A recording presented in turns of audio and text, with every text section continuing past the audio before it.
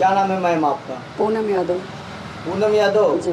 क्या मामला है जो दर दर आप भटक रही हैं? भैया हमारा सारा ये जो किराएदार हमारे मकान मालिक जो हमारे हैं वो हमारा सामान निकाल के सारा फेंक दिए हैं और ताला लगा दिया है। मेरा कोई भी सामान सुरक्षित नहीं है, सब उठा के उन्होंने फेंक दिया है। कहाँ पर आप किराएदार थे? रोहट्टा में। कितने वर्षों से रहते थे आप? 40 साल से। 40 साल से रहते जी। थे। तो अचानक ऐसा क्या बात हो गई कि आपका सामान बाहर फेंक दिए? पता नहीं भैया, वो लोग क्या अचानक से ऐसा कि हम लोग को खुद भी समझ में नहीं आया कि ऐसा क्यों उन्होंने किया।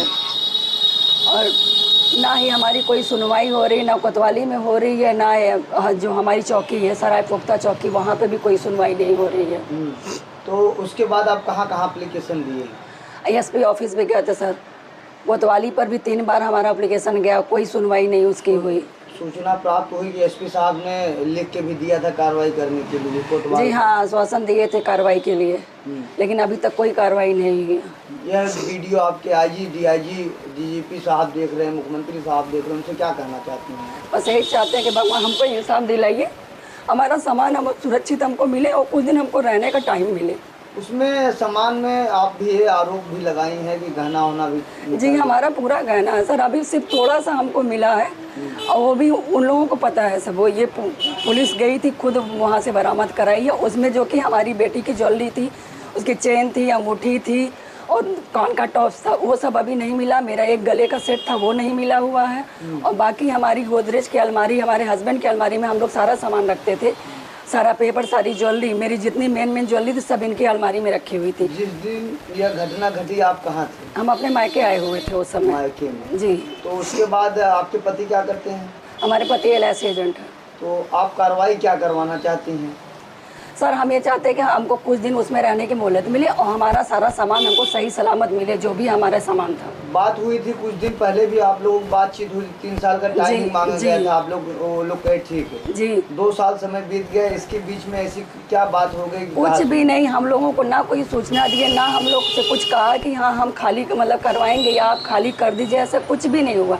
अचानक से ये लोग, हम बस वही आए, उसके पहले ये लोग चैनल गेट लगवा चुके थे और चैनल गेट लगवाने के बाद तो कुछ नहीं हुआ था, लेकिन जैसे हम लोग वहाँ से आए उसके बाद ये जन्माष्टमी के दिन हम अपनी मम्मी के यहाँ आए हुए थे, उसी दिन ये लोग हम लोग के आने के बाद ही कब किए ये कि हमको पता नहीं, लेकिन उसी दिन सारा ताला तोड़ा, हमारा सारा सामान ऊपर से नीचे निकाल, 3 कमरे का पूरा सामान उतार के नीचे रख दिया उन्होंने और किस स्थिति में अभी तक हम लोग को पता भी नहीं है। पुलिस आप लोग बुलाए थे, महिला पुलिस भी आई थी वहाँ पर आपके? वो लोग ताला ही नहीं खोले।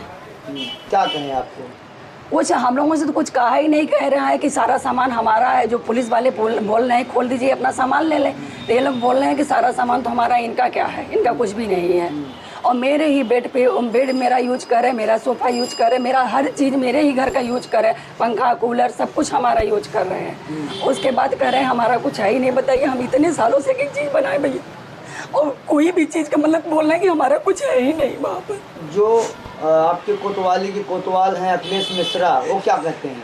वो भी कुछ नहीं करना, सिर्फ उन्हीं के सपोर्ट में बोल रहे हैं, हमारा कुछ भी मतलब कोई सुन ही नहीं रहा है। FIR तो वो दर्ज नहीं कर रहे हैं, बोल रहे हैं कि आप अकेले, मेरे हस्बैंड को बोलते हैं आप अकेले हैं, आपके मतलब हम अपने हिसाब से आपका जो है रिपोर्ट लिखेंगे, जो FIR है। हम ये बोल रहे हैं कि मतलब हम अपने हिसाब से लिखवाएंगे, कह रहे हैं नहीं हमारे हिसाब से ही लिखा जाएगा, जो हम कहेंगे वही आपको बोलना है, वही हम आपका लिखेंगे।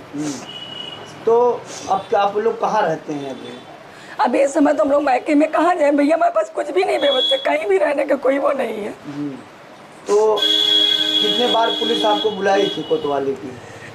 5-6 बार बुलवा चुकी, 2 बार तो इनको बैठा ही रही पूरा दिन। एक दिन तो रात में 3 बजे तक बैठाई थी। तो कोर्ट में आप दाखिल किए हैं सर? जी कोर्ट में सब कुछ दाखिल है। तो अभी तक कोई कार्रवाई मदद नहीं मिली? जी अभी तक कोई मदद नहीं? कोई मदद अभी तक नहीं मिली है। जी। तो एसपी साहब से क्या कहना चाहती हैं, अजयपाल शर्मा जी से? उनसे तो यही रिक्वेस्ट है कि सर हमको कम से कम हमारा सामान मिले, वो हमको वहाँ रहने की मोहलत दी जाए, क्योंकि अभी जब हमारा केस चल रहा है तो क्यों हमको इस तरीके से निकाला गया है। अभी तो 1 साल का टाइम हम लोग मांगे थे ना, ये तो हमने ज़बरदस्ती की नहीं कि हम रहेंगे। अभी 1 साल के बाद भी अभी मेरा टाइम पूरा नहीं हुआ, तो कम से कम 1 साल तो हमको रहने देना चाहिए ना।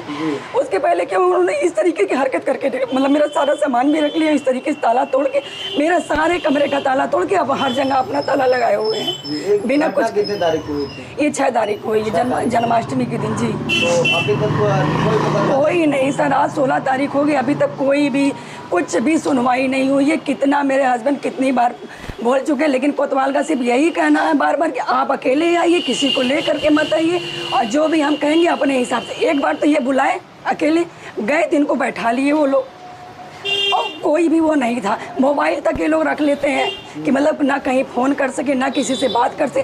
अगर अकेला आदमी जाए, ये लोग बैठा लेंगे तो वो कैसे उनको हेल्प मिलेगी कहीं से।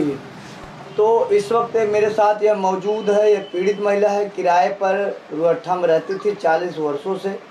उसके बाद इनके जो मकान मालिक है, किसी बात को लेकर इनको घर से इनका सारा सामान निकाल देते हैं, ये लोग घर पे नहीं रहते हैं।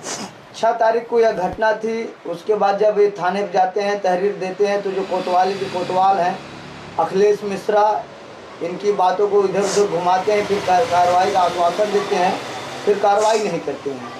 अब ज़िले के जो एसपी हैं डॉक्टर अजय पाल शर्मा जी, जब से आए हैं क्राइम तो कम हो गया है, लेकिन इनके जो यशो हैं, कोतवाल हैं, कुछ ऐसे जो हैं जो एसपी साहब की बातों को ध्यान में नहीं देते हैं, अपने आप को क्या समझते हैं पता नहीं। लेकिन मैं जो ज़िले के एसपी साहब हैं, जो डीआईजी हैं, जो आईजी हैं, जो डीजीपी हैं, जो राज्य के मुख्यमंत्री हैं योगी जी, मैं उनसे निवेदन करना चाहता हूँ, इस महिला को मदद की जाए और एक टीम गठित करके जो सत्य है उसी आधार पर रूम मालिक के ऊपर कार्रवाई की जाए। अगर रूम मालिक सही है तो इनके ऊपर कार्रवाई की जाए, अगर ये गलत, वो रूम मालिक गलत है तो उनके ऊपर कार्रवाई की जाए।